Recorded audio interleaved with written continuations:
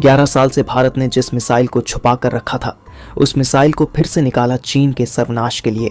साल 2013 में जिसके पहले टेस्ट से ही दुनिया में बवाल मच गया था, वो डेडली मिसाइल सामने आ रही है।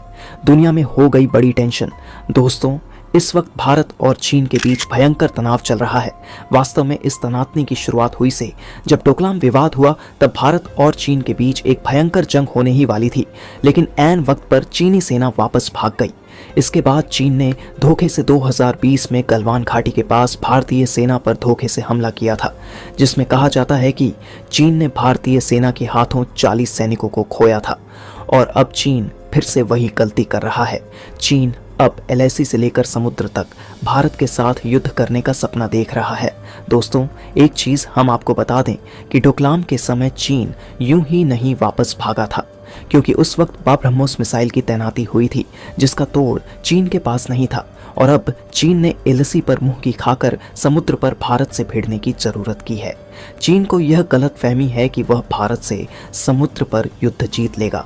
वास्तव में भारत के पास एक ऐसा योद्धा है जो चीन को समुद्र पर हमेशा के लिए सुला सकता है। वास्तव में यह योद्धा साल 2013 में ही बनकर तैयार हो गया था, लेकिन भारत ने इस महायोद्धा को छुपा कर रखा था, क्योंकि यह हथियार कोई छोटा मोटा हथियार नहीं है, बल्कि यह एक बार फायर होगा तो दुश्मन का अस्तित्व ही खत्म हो जाएगा। लेकिन अब चीन समुद्र पर भारत के साथ युद्ध की इच्छा रखता है, तो भारत ने अब 11 साल बाद एक बार फिर से वापस निकालने का फैसला किया है और इसकी समुद्र में जोरदार एंट्री हो रही है। दोस्तों, पूरी खबर क्या है और ये हथियार कितनी ताकत रखता है 11 साल बाद भी, और भारत इसे क्यों निकाल रहा है? इस हथियार को निकालने के बाद किस तरह से भारत समुद्र का शहंशाह बन जाएगा और किस तरह से चीन साथ जन्म लेकर भी भारत के इस महायोद्धा का कोई विकल्प नहीं खोज पाएगा? इन सारे सवालों के जवाब हम आपको आगे वीडियो में देने वाले हैं, तो वीडियो के आखिर तक बने रहे। साथ ही इस वीडियो को लाइक करके चैनल को सब्सक्राइब कर दीजिए। दरअसल दोस्तों, चीन की दाल जब एलएसी पर नहीं गली, तो चीन ने अपनी नौसेना को अलर्ट करते हुए हिंद महासागर में तैनात कर दिया। और आज स्थिति ऐसी है कि चीनी युद्धपोत और पनडुब्बियां भारत के दक्षिणी जलीय सीमा के पास मंडराते हुए नजर आते हैं। यहां से चीन द्वारा भारतीय हथियारों और रक्षा प्रतिष्ठानों की जासूसी करने की कोशिश की जा रही है। साथ ही भारत को समुद्र की ओर से घेरने की नापाक साजिश ड्रैगन ने रचनी शुरू कर दी है। लेकिन दोस्तों, चीन की यह चाल अब ज्यादा दिन तक नहीं चल पाएगी, क्योंकि भारतीय युद्धपोतों को बराक और ब्रह्मोस मिसाइलों से लैस करने के बाद अब भारतीय वैज्ञानिक द्वारा कुछ ऐसी तैयारी की जा रही है जिसे जानने के बाद चीन को हिंद महासागर में तैनात अपने युद्धपोत और पनडुब्बियों की चिंता सताने लगेगी। भारतीय वैज्ञानिकों द्वारा 11 सालों बाद अपने एक ऐसे मायावी हथियार को लेकर जानकारी दी गई है जो हिंद महासागर में घूम रहे चीनी युद्धपोतों और पनडुब्बियों को पलक झपकते फाड़ सकता है।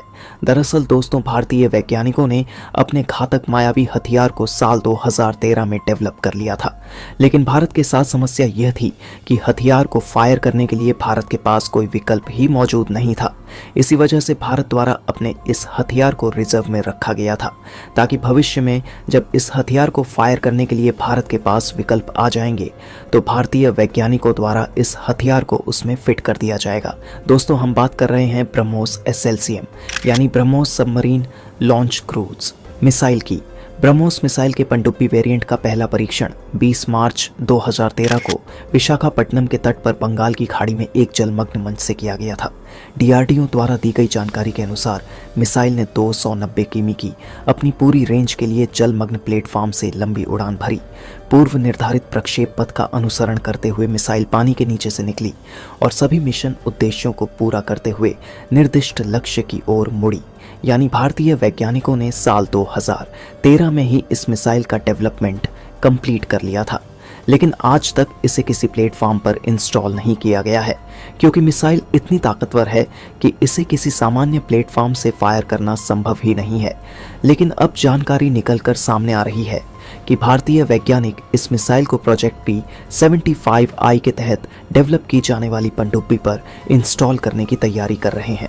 दोस्तों, अब यह जानते हैं कि यह मिसाइल कितनी ज़्यादा खतरनाक है और चीन के लिए क्यों एक तरह से काल है। चीनी नौसेना को अकेली निपटा सकती है ब्रह्मोस एसएलसीएम, वो मिसाइल जिसकी कॉपी भी चीन आज तक नहीं बना पाया। दोस्तों, BrahMos submarine launch cruise missile यानी कि ब्रह्मोस एसएलसीएम के पास दो तरह की क्षमताएं मौजूद हैं। यही कारण है कि इसे चीनी युद्धपोत और पनडुब्बियों का काल माना जा रहा है। इसमें पहली क्षमता है सीज कमिंग और दूसरी क्षमता है टेरन हगिंग, जिसका मतलब ये होगा कि लॉन्च करने के बाद ये मिसाइल समुद्र में पानी के काफ़ी नज़दीक उड़ान भरती है, जिसकी वजह से रडार इसे डिटेक्ट नहीं कर पाते, यानी कि दुश्मन के रडार सिस्टम इसके सामने पानी मांगते नजर आएंगे। इसके अलावा इसमें दो तरह के वर्ड लगाए जा सकते हैं। दरअसल दोस्तों, भारत इस समय अपनी नौसेना में पनडुब्बी की ताकत को बढ़ाने में जुटा हुआ है और इसके लिए खतरनाक ताकत वाली पनडुब्बी डेवलप की जा रही है ताकि जंग के वक्त दुश्मन को घेर कर उसे बर्बाद किया जा सके।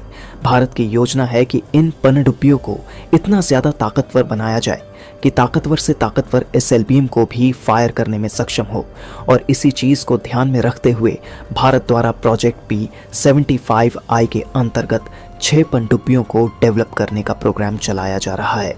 बताया जा रहा है कि भारतीय नौसेना चाहती है कि लैंड अटैक करने वाली इन पनडुब्बियों पर वर्टिकल रूप से लॉन्च की जाने वाली ब्रह्मोस मिसाइलें लगी हो ताकि भारत की समुद्र पर ताकत बेतहाशा बढ़ सके। इसी के तहत अब भारतीय नौसेना अपनी इन नई पनडुब्बियों में ब्रास एलएसएम को इंस्टॉल करने में लगी है। वैसे दोस्तों, आप इस पूरी रिपोर्ट पर क्या कहेंगे कमेंट में लिखकर ज़रूर बताइएगा और वीडियो को लाइक, शेयर और सब्सक्राइब ज़रूर करें। हम आपसे मिलते हैं इसी तरह की इंफॉर्मेटिव वीडियो के साथ।